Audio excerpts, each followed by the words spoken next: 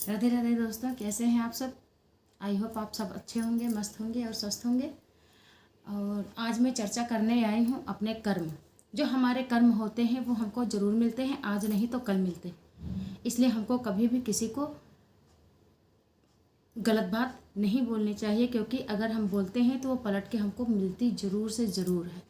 तो ऐसे ही एक परिवार था और उसमें जो है तीन बेटे थे। दो बहुएं थी। ये बिल्कुल सच्ची घटना है। मैं नाम नहीं लूँगी किसी का, लेकिन ये बिल्कुल सच्ची घटना है और मैंने आसपास ही देखी है। तो क्या होता है कि वो सास क्या करती हैं कि अब पहले बेटे की शादी हुई, दूसरे बेटे की शादी हुई और थोड़े दिन अच्छे गुजरे। इसके बाद तीनों में अशांति हो गई। फिर धीरे धीरे बात जो है बढ़ते लड़ाई झगड़े होने लगे। तो फिर सास ने क्या किया, तो अपने बहुओं के ऊपर जो है भरोसा नहीं किया और अपनी बेटी को बुला करके अपनी सारी जेवर उनको दे दी। कहा कि तुम इसको संभाल के रख लो, जब मैं मांगूंगी तो मुझको दे देना। केवल संभाल कर रखने के लिए दी थी, क्योंकि उनको अपनी बहुओं के ऊपर भरोसा नहीं था कि ऐसा ना हो कि वो मैं कहीं जाऊँ, कहीं भी घर से निकल जाऊँ 2-3 दिन के लिए, तो वो ऐसा ना हो कि वो बेच ले या कुछ भी इधर उधर करते हैं। तो अपनी बहुओं के भरोसा ना होते हुए उन्होंने अपनी सारी बेटी को दे दी और बेटी ने जेवर को रख ली, लेकिन इस बारे में किसी को घर में बताया नहीं, चुपके से दे दी। तो ऐसी चीज़ें जो रखने वाली जो जेवर होती हैं वो कभी कोई खोजता नहीं है। जब कोई प्रोग्राम होता है या कोई चर्चा चलती है तभी उसकी खोजबीन शुरू होती है कि हाँ, ये वाला सामान कहाँ रखा है, लो मैं आज पहन लूँ या मुझको दे दो। तो धीरे धीरे होते करते जब कभी शादी प्रोग्राम हो तो बात टाल देती थी, नहीं मिल रही है, यहाँ रख दी है, वहाँ रख दी, बात टाल देती थी। और इसके बाद धीरे धीरे कई वर्ष गुजर गए। तो जब जो है फिर क्या हुआ, उनके छोटे बेटे का एक्सीडेंट हो जाता है। होता है तो इतना भयंकर एक्सीडेंट हो जाता है कि वो लड़का कोमा में चला जाता है। तो जब कोमा में चला जाता है तो उसकी माँ अपनी बेटी को कॉल करती है कि अब हमारी जेवर दे दो, हमको उसका इलाज करना है। घर में जो पैसा था वो इलाज में लग गया है और डॉक्टर बोले हैं कि अभी और इसको कुछ दिन की दवाओं की ज़रूरत पड़ेगी। अब बेटे का इलाज तो होता ही है, चाहे जहाँ से हो। जब तक कि सांस में सांस चलती है तब तक कि लोग तो छोड़ते नहीं हैं।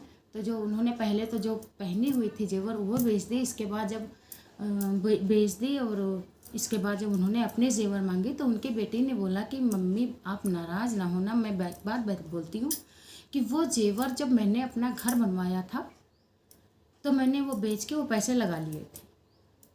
अब उनको तो बहुत दिल का झटका लगा। पहले ज़माने की जेवर थी, खूब वज़न होती थी।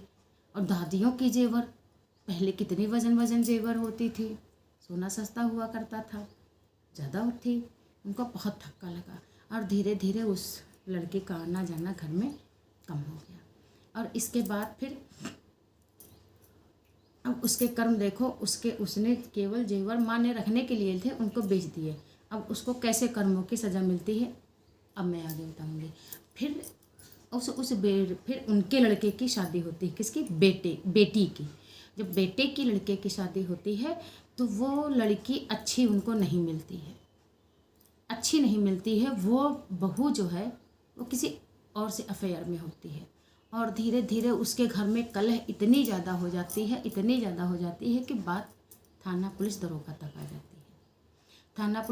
तक आ जाती है। और फिर वो होते करते उस बहू को छोड़ने में उनके बहू के मायके वाले को उनको 10 लाख रुपए देने पड़ते हैं। अब देखो कब उन्होंने जेवर ली थी, उस जेवर को बेच करके उन्होंने संभालने के लिए दिया था, ना कि उनको खर्च करने के लिए दिया था। और आज उनको उस पैसे को वापस उनको नहीं किया, लेकिन उनको कहीं ना कहीं खर्च करने पड़े। उस बहू से निजात पाने के लिए, उसको छोड़ने के लिए उनको 10 लाख रुपए वापस करने पड़े। अब वो नाजायज़ पैसा ही तो पुलिस वालों को गया, ना वो जेवर रखती, ना तो वो पुलिस वालों को 10 लाख रुपए उनको भरने पड़ते। इसीलिए कहते हैं कि कर्मों का हिसाब देना पड़ेगा। आज नहीं तो कल पड़ेगा। इसलिए हमको अपनी सच्चाइयों पर ही चलना चाहिए और कभी भी किसी के साथ धोखा किसी भी तरीके का नहीं करना चाहिए। और फिर 10 लाख रुपए दे करके अपनी बहू को छुड़ाया।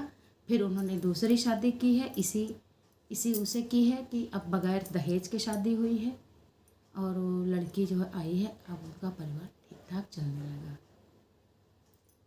ये बिल्कुल सच्ची घटना है, इसलिए हम लोगों को सुनकर ही सुधर जाना चाहिए। अगर बीत कर सुधरा तो कोई मतलब नहीं है।